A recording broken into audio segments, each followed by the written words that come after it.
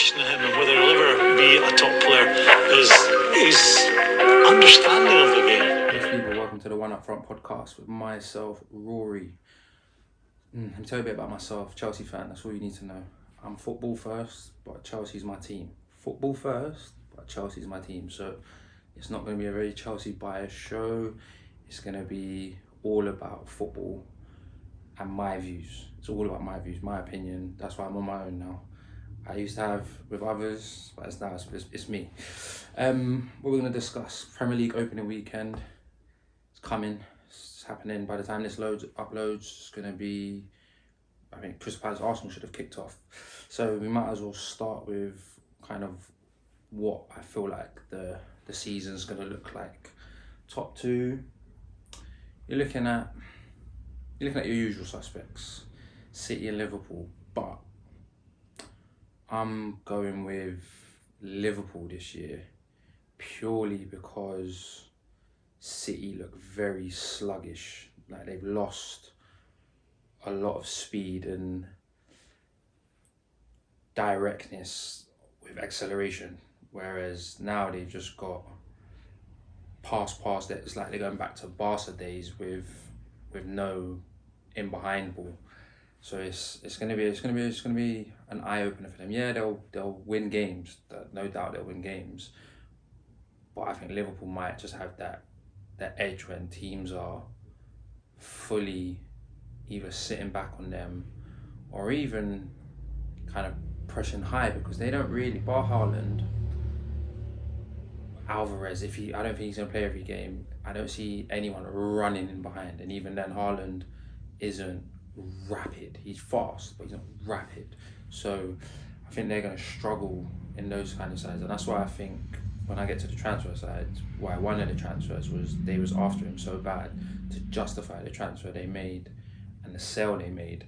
But yeah, they looked very, very sluggish against Liverpool especially, and I just looked at it and I was just like, yeah, they're going to come up stuck in a few games. Liverpool lose Mane, bring in Núñez. I'm not sold on him. He looks like something from Pocahontas, like between Pocahontas and the white brother that came and invaded the peoples.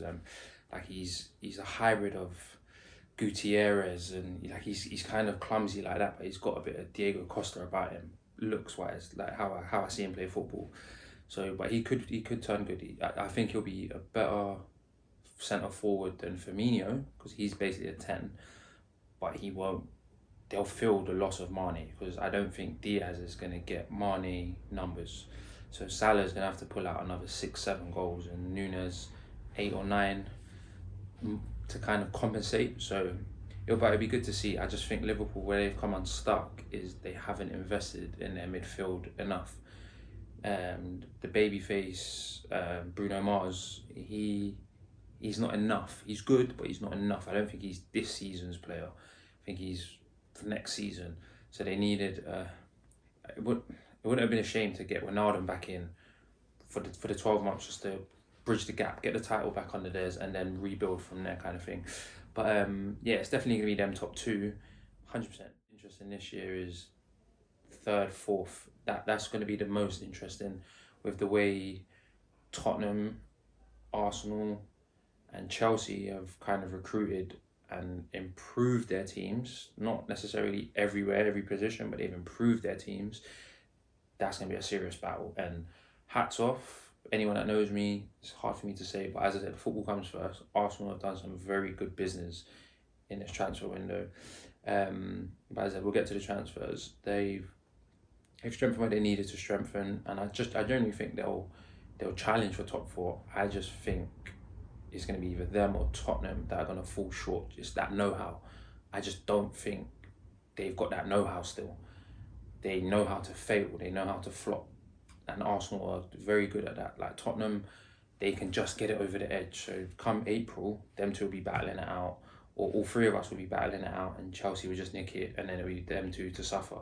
So definitely top four. I'm gonna put my neck out and say Liverpool, City, Tottenham, Chelsea. Yeah, I'll say that based on current teams, and as I said, this has been recorded a few hours before the Crystal Palace Arsenal game. Fodder. I'm going with Fulham, Forest, and Bournemouth. All three of them. I don't think they've done enough business for their teams. I don't think their teams are strong enough for the Prem. I think Everton, who would have been in that, and Leeds have got enough about them to survive. They'll be involved, but they'll survive. My player to watch this season. It's a shame he's injured tonight, but I would have said Elise.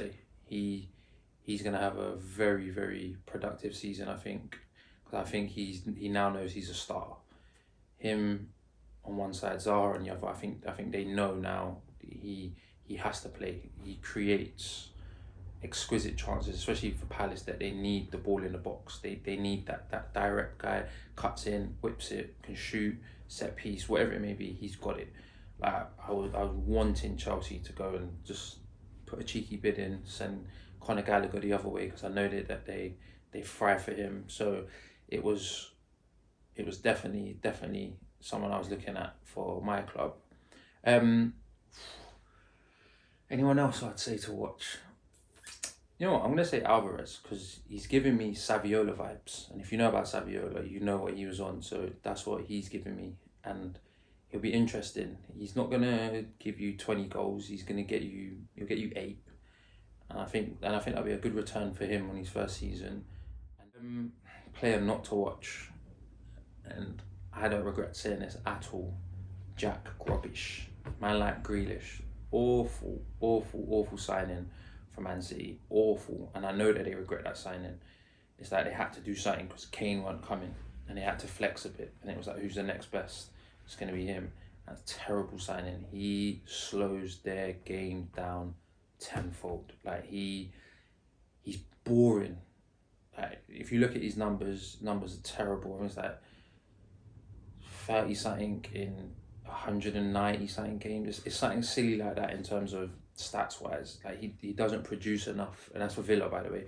He doesn't produce enough, and as I said, when that move happened, he was a big fish in a little pond. Then he's gone into a big sea, and he's a little fish, and now he's starting to show it because he's just not it. He's that same kind of side foot the ball, trying to take on the man. It's not going to work. Defenders clock onto these things, and he's getting found out. And even if Trent's having a good game against you, then to me that says it all. But opening weekend predictions. Now, if you get to see this before the betting closes, break me off some change in it. Crystal Palace Arsenal. I've got Arsenal 2-1. I would have had Palace to do more, but Elise's out. So Fulham Liverpool early Saturday kickoff. Liverpool 3-1. I can see a Mitrovic penalty for some reason. Aston Villa Bournemouth 2-0 Villa. Leeds Wolves 1-1. Newcastle Forest 2-0 Newcastle. Tottenham Southampton 3-1 Tottenham. Everton Chelsea 2-0 Chelsea. And then on your Sunday, Leicester Brentford 0-0. I just don't see that game's gonna be boring. Man United Brighton. I'm gonna go United 2-1, and then West Ham City. I'm gonna go 2-2. I just got this weird feeling City are gonna stumble in that game. Haaland will score, but they're gonna stumble. Talk about the transfers. So, done deals. Haaland, Nunes, Phillips, Koulibaly, Sterling, Jesus, Bazuma, Martinez, Richarlison, and just announced about 20 minutes ago, Cucurella. Like these are good names for these clubs. So Haaland, Phillips, have gone City, and Alvarez, have gone City. So Haaland's definitely strengthened their front line, 100%. But they've also weakened their front line by selling Sterling, and I'll get to that because it ties in. Calvin Phillips, if fit, is a great addition for cup competitions for City. He's not getting those games if they don't sell Bernardo Silva. I think he'll come in, he won't play the DM role, he'll play that new Kante role where he'll go and chase the ball because he's got the engine for it. So I think that's where he'll get deployed. If Bernardo goes, I don't think they're going to panic as much because they've got another legsman in the middle. So I think Pep knows what he's doing, and I just think they'll just go grab someone in January to compensate with the money that comes in. Nunes, he's, as I said, decent signing for Liverpool. Is definitely an upgrade to Firmino as a centre forward. As a footballer, definitely not. He's not a baller like Firmino, but your job is to score goals. That's his job. He's going to get you goals, and that's all that matters. For Chelsea, Koulibaly, Sterling, who else did we get? Cucurella, the big names. Cucurella was like 62 mil. You say what you want. You can play left centre back, left wing back. Like, he'll give, if Chilwell gets injured or doesn't come back as he was, we've got a steady replacement, or we've got someone ready to go that's better than him. We'll see. Like, we're not falling at that hurdle again where we're playing Azpilicueta and Alonso. Nah, we suffered massively. All them games we drew and lost by 1 goal, it was because of our wing backs. Our main play was our wing backs because we play inverted forwards, which then helps your likes of your Sterlings, your Pulisic, your Ziyech, whoever, because you've got willing, bombing runners. So yeah, like I'm happy with the business that we've done. There's a player that we're being linked with that I want, and I'll get to the rumours part in a second. Who else? Arsenal, Jesus, Zinchenko. Great signings. Like, I wanted Jesus at Chelsea as a striker. He'll get goals, guaranteed. And if he gets games, he'll get Arsenal 15 goals in the league this season. No doubt about it. Like, I've put him in my fantasy team. He'll get goals. The way Arsenal play, and he'll suit that. He'll get in behind, Odegaard will slip him in, Saka will play across like the front of the box, he'll tap it in. Like, he'll always gamble, and that's the kind of striker you need in your team as well. And Tottenham, great bit of business with Basuma, Richarlison, Perisic as well, experience, know-how. Richarlison, I don't know how he fits in, but I know it just gives Kane a break and Son a break, because he'll come in and he'll just give you 100%. He's a winner. Like, all he cares about is winning, and Conte loves players like that. If you're a winner, Conte will fuck with you the whole way through. The rumour side of things, De Jong to Man United or to Chelsea. It's just looking at Chelsea, and like I said, there's a player that we've been linked with that I want. De Jong is that. He takes Jorginho's role and elevates it even higher, and that's what I'm looking forward to. I love Jorginho, but there's a level, and he's not hitting that level anymore. Whereas I think De Jong can take us above that level. For Fana, give me him now. 80 M's, take it. That's a 10-year signing. We don't even need to sell him. We will have him for 10 years. Think about it. That's what, 8 mil a year. Simple. It's no brainer to me. Werner leaving, like, going back to Leipzig, go. Like, you haven't lit up the Prem like you thought you would. Like I said, he's a good squad player for what his performances are. Like, you know what you're going to get with him, a threat in behind. He makes defenders think. You just think if you're one-on-one with the keeper, chances are you're not going to score. So you lose that threat. Who else are linked to people? Anthony to Man United. I can't see it happening because they've got too many wide players, and I'm like, well, who's going to be dropped? Like, who? Rashford? Because he's not playing down the middle. Sancho? He's had a good pre-season. Like, really? Are you going to pay 55 plus mil for a player that you're not necessarily sure is going to be your starter? But as I said, he's exciting. I like him. Like he's a good FIFA player, but he's a good YouTube player as well. Who else is there? CR7. It seems like he wants to be anywhere but Carrington. There's nowhere for him to go in the world. There was links with Chelsea. I didn't want him there.